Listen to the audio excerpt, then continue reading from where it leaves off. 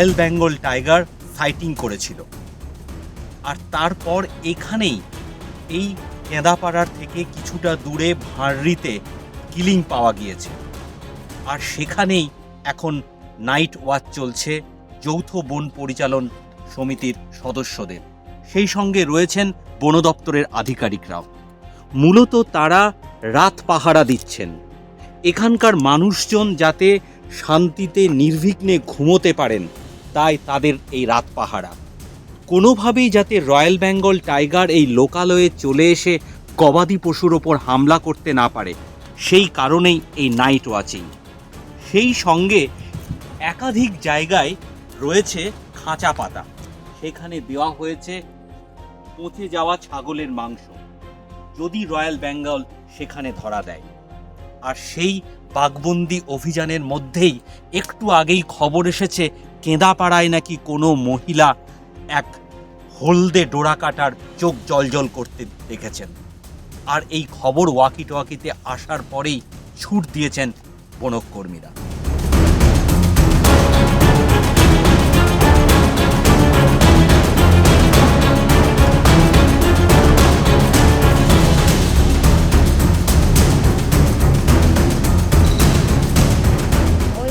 আগে ওই যে ওই আমাদের গরুগুলো দমে ধরপড় করছে, আর দমে লাইটের মতন চোখগুলো জ্বলছিল ওইদিকে ওইখানে। আর আমরা ভয়ে সবাই পাড়ার লোক উঠিয়ে ডরে মরিয়ে গেল, কিনা আগুন ধরায় আর করে তোমার ভয় লাগলো, তোমার বড় থানায় পালি আমরা।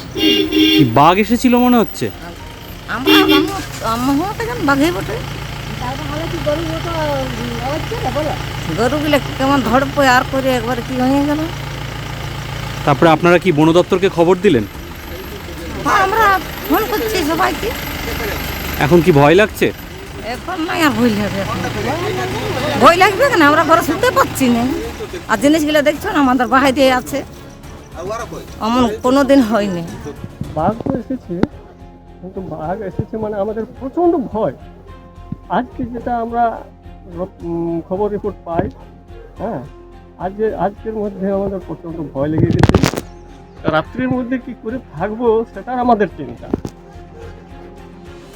বাঘ কি করেছে আজকে? বাঘ তো তিনটা গরুকে মেরে দিয়েছে, খেয়ে দিয়েছে। এরপর আমরা চিন্তা করছি গরু আগের দিকেও বাঘ এসেছিল, বাঘেনি, কিন্তু তখন তো গরুকে খেয়নি, ধরেননি।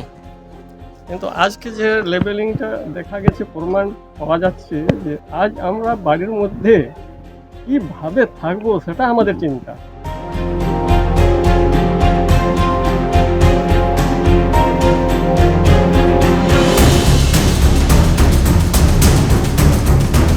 বাঘ উদ্বেগ বাড়াচ্ছে ঠিকই, কিন্তু পুরুলিয়ার বান্দোয়ানের রাইকা পাহাড়ের জঙ্গলেও যে বাঘের ডেরা এবং সেই ট্র্যাক ক্যামেরায় ধরা পড়েছে বাংলায় এসে, তাতে ভীষণই খুশি বন বিভাগ। পুরুলিয়ার বান্দোয়ান থেকে ক্যামেরায় অমিত লাল সিংহয়ের সঙ্গে সুমিত বিশ্বাস, সংবাদ প্রতিদিন .in।